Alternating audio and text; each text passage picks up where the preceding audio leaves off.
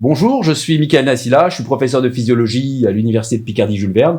Je dirige le groupe de recherche sur l'alcool et les pharmacodépendances et je préside la Société française d'alcoolologie et j'aimerais parler avec vous aujourd'hui des repères de consommation d'alcool en France.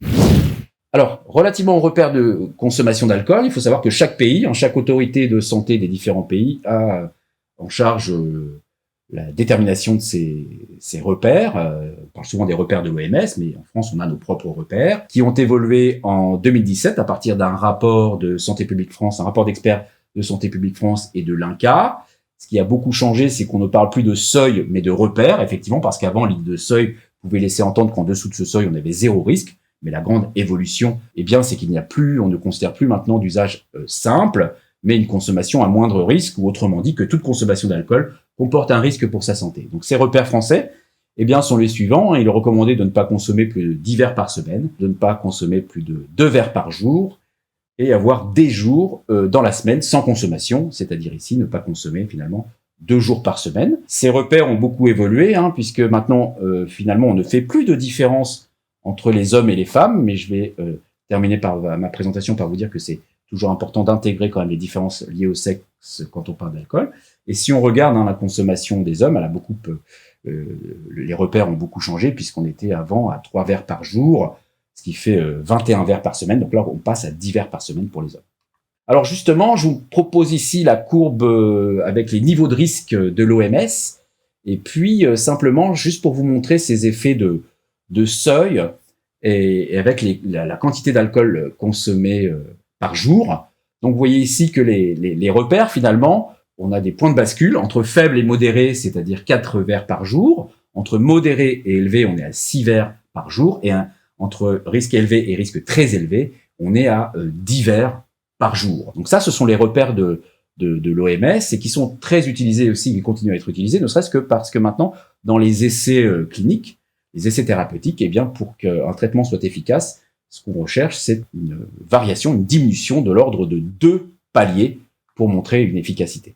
Chose aussi très intéressante, vous voyez ici, c'est que j'ai rappelé ici les petits symboles relativement aux femmes, c'est pour vous montrer ici que les risques sont décalés, les niveaux de risque sont décalés pour les femmes vers la gauche. On est plutôt à 2, 4 et 6 verres pour avoir ces paliers entre faible à modéré, modéré élevé et élevé à très élevé. Et puis aussi, je rappelle quelque chose qui est souvent utilisé, c'est cette indication des jours de forte consommation.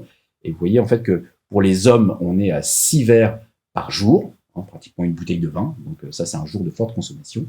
Et pour les femmes, on est à 4 verres par jour. Je voulais juste évoquer avec vous comment finalement on en est arrivé à faire évoluer ces repères de consommation.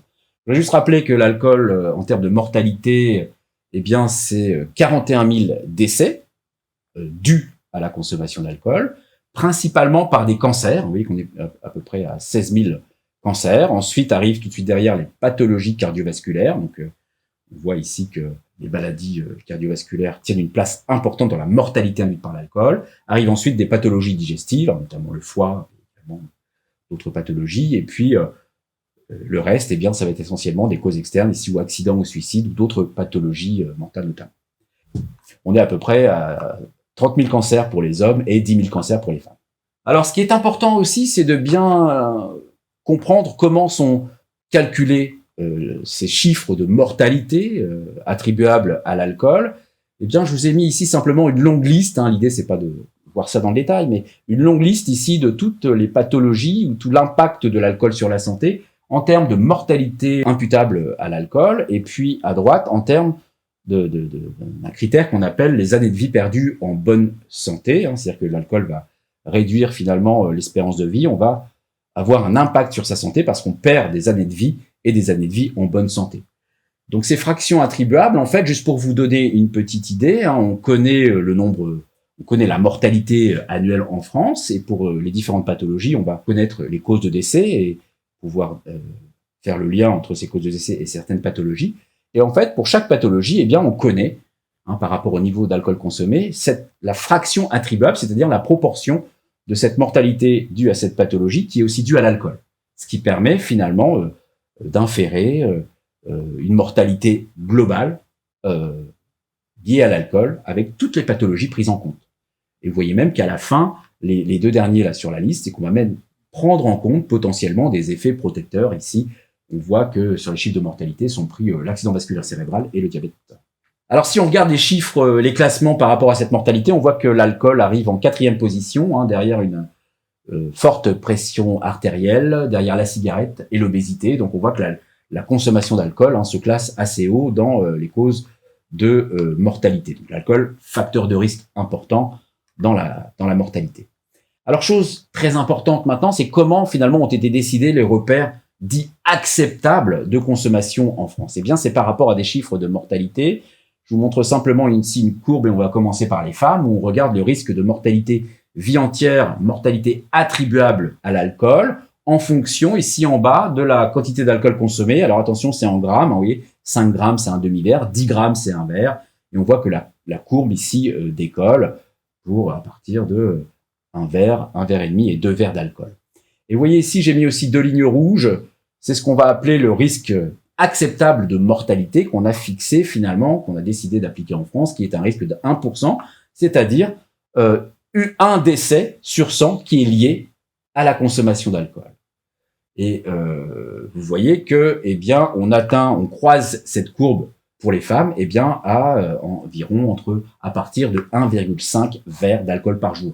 C'est-à-dire en fait, ici, qu'on va atteindre ce risque si les femmes là ici consomment 1,5 verre d'alcool par jour tous les jours jusqu'à la fin de sa vie.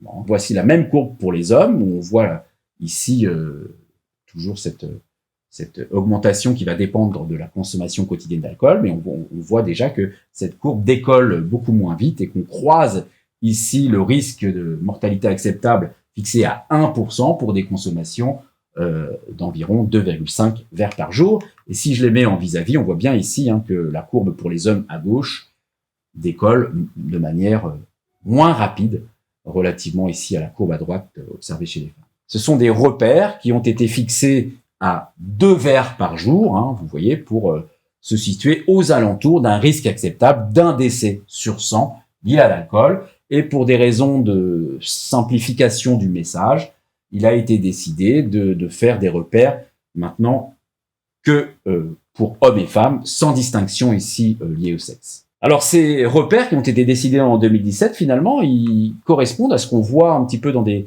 résultats obtenus à partir de grosses cohortes. Simplement ici, on voit sur la courbe en bleu que le risque de mortalité, ici, lié à l'alcool, va augmenter à partir de 100 grammes par semaine, c'est-à-dire 10 verres par jour, c'est-à-dire nos repères. Donc on voit que les études convergent vers ce repère, finalement, qui a l'air pertinent, avec une mortalité qui augmente à partir de 10 verres par semaine. Et puis à droite, simplement, quand on regarde ici l'impact sur la santé, mais en nombre d'années de vie perdues en bonne santé, on recherchait un seuil à partir duquel il n'y aurait pas d'augmentation de ce risque. Et en fait, les résultats montrent, alors ça a été assez décrié, mais c'est ce que suggérait cette étude à l'époque, eh bien, c'est que dès le premier verre, vous voyez, cette courbe verte, on a une augmentation ici du risque d'impact sur la santé mesurée par cette diminution du nombre d'années de vie en bonne santé. Autre chose intéressante, parce que j'ai dit qu'on faisait plus de distinction entre les hommes et les femmes, je montre un exemple qui me paraît moi assez significatif, c'est donc attention à la différence liée au sexe, et ici j'ai pris l'exemple de la cirrhose hépatique et de la mortalité. On voit ici en bleu les courbes de mortalité et les courbes en rouge de maladie, de morbidité. On voit ici que par rapport à la consommation d'alcool, donc attention, c'est exprimé en grammes, 12, 24, 36, eh bien on voit que les courbes, si on regarde la mortalité en bleu, elle décolle plus vite et plus fortement chez les femmes, ici en bleu, et pareil pour la morbidité, la pathologie. On voit qu'à consommation égale, le risque relatif de développer une pathologie ou de mourir ici de cette pathologie du foie, eh bien, est largement plus élevé chez les femmes comparativement aux hommes. Donc attention, ça veut dire que même si on ne fait plus de distinction dans les repères de consommation, eh bien, pour les pathologies, il faut tenir compte quand même de cette plus grande vulnérabilité chez les femmes comparativement aux hommes à consommation égale. En dépit de tout ça, eh bien, une étude récente montre que plus de 20% des personnes en France eh bien, sont au-dessus de ces repères de consommation. Vous voyez que c'est quand même 33% des hommes et environ 15% des femmes qui dépassent ces repères de consommation. Si vous voulez plus d'informations, je vous invite à consulter le site de la Société française d'alcoolologie et le site également Alcool Consocience.